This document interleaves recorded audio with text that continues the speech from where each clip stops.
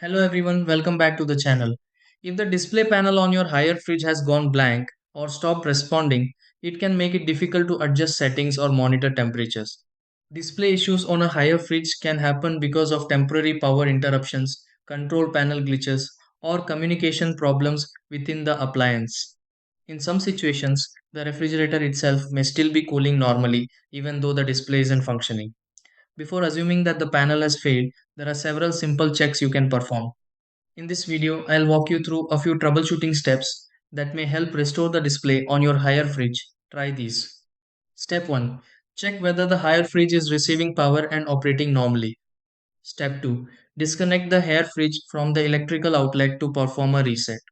Step 3. Leave the higher fridge powered off for a few minutes before reconnecting it. Step 4. Inspect the control area of the higher fridge for unresponsive buttons or signs of moisture. Step 5. Restore power and verify whether the higher fridge display becomes active again. Step 6. Confirm that the higher fridge is cooling properly while monitoring the display panel.